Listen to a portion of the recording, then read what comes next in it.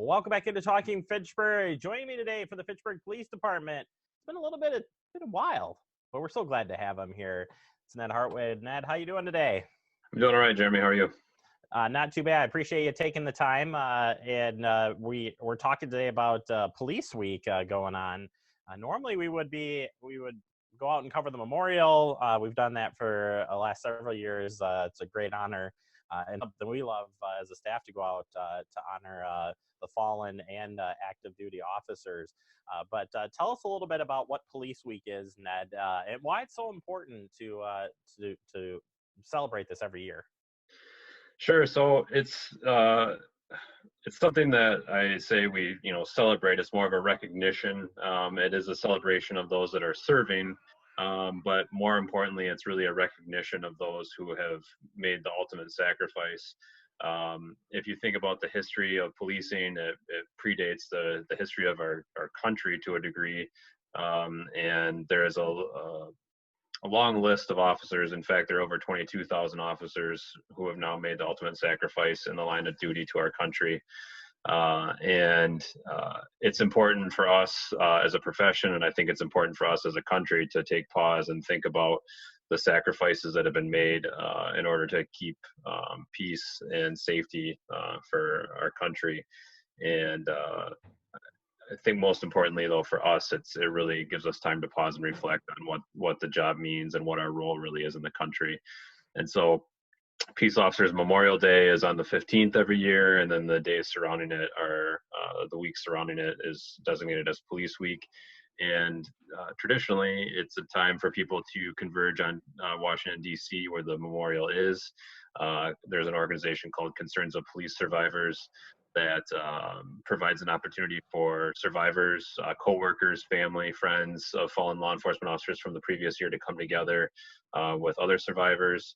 It's a very unique situation for survivors to be in as far as grieving and learning to cope and moving forward. It's a time to honor those officers and for those people to gather. And then it's also a time, usually they get over 20 to 30,000 law enforcement officers from around the world that converge on DC during Police Week. So it's also, interestingly, it's one of the things that I didn't realize, that there are very few national holidays that are actually designated as a time to lower your flag to half staff. So that's one of the unique things about Peace Officers Memorial Day. So in all, it's just a really important time to kind of recognize and honor the commitment and sacrifice of law enforcement officers. Being that you're an officer yourself, how do you reflect during this week when you're thinking about the men and women serving and those, again, who have paid the ultimate sacrifice? How does that reflect personally for you? Yeah, it's something that I don't think a lot of people think about going into law enforcement, what the true commitment and possibilities of this job really entail. And I think once an officer experiences their first line of duty death, fortunately in Wisconsin, we don't experience too many of those. But once you're in the profession and you realize the impact that a line of duty death has on the agency, the state, the nation, really, it really becomes a lot more real to you.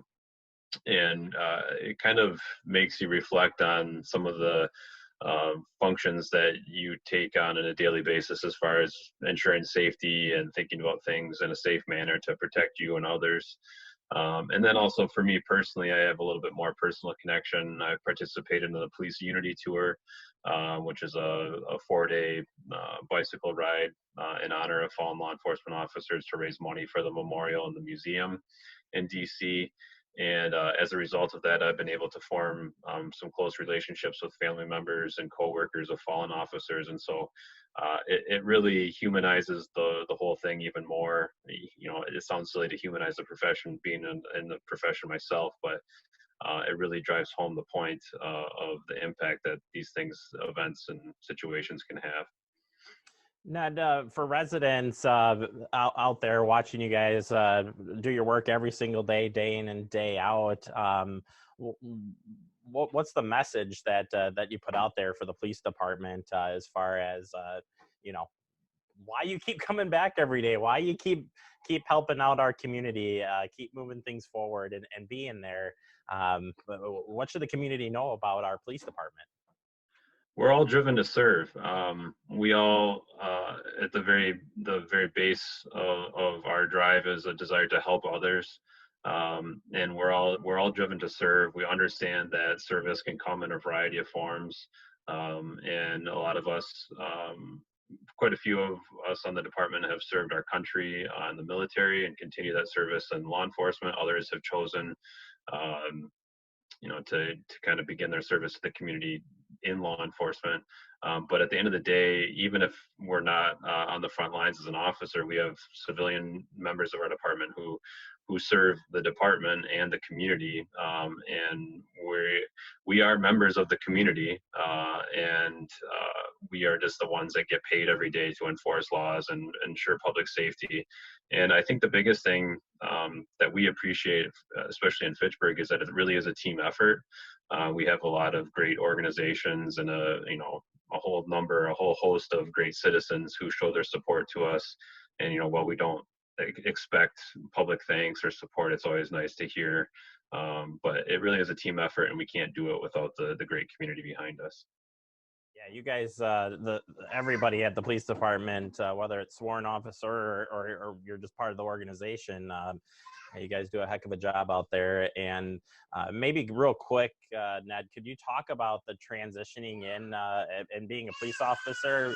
Because it's changed over the years, and you've become more of this resource to help people in whatever direction that they're facing.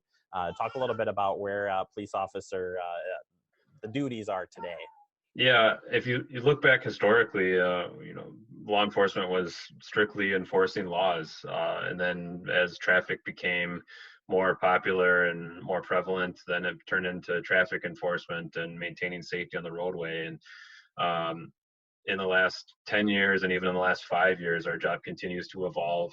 We have become kind of the one-stop shop for a variety of things in the community. We are the most visible wing of government. We answer the phone 24/7. People don't call us when good things are happening in their life.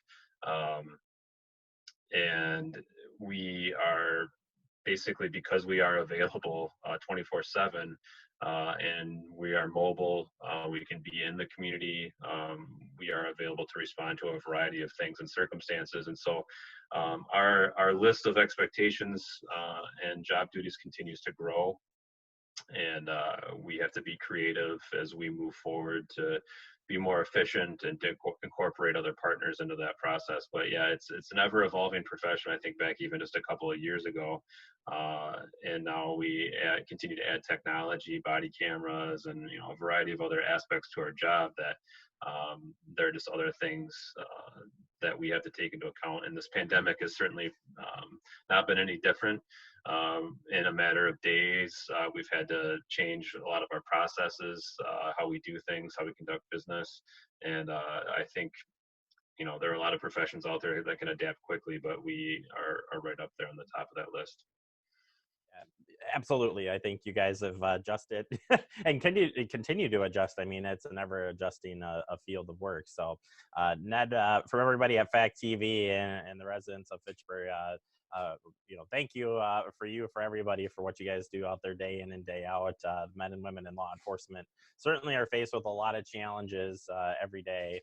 And this week, it's not enough, I would say, but it's a good start, and we appreciate the time as always. Yeah, absolutely. Thank you, Jeremy. It means a lot. And, like I said, we don't expect the thanks, but it truly is an honor to serve the community and to know that we have a number of people behind us supporting us. So thank you. No problem. And we'll look forward to talk to you in the future. Always love having you on, Ned. You're a good interview. Sounds good. Thanks, Jeremy. I just like to make that guy just feel a little bit awkward. He's always so, no, it's good. Glad he takes the time. And please say thank you if you see an officer. Our officers are very friendly and love to hear from you anytime they're out there for you. All right, we'll take a quick break. You are watching Talking Pittsburgh.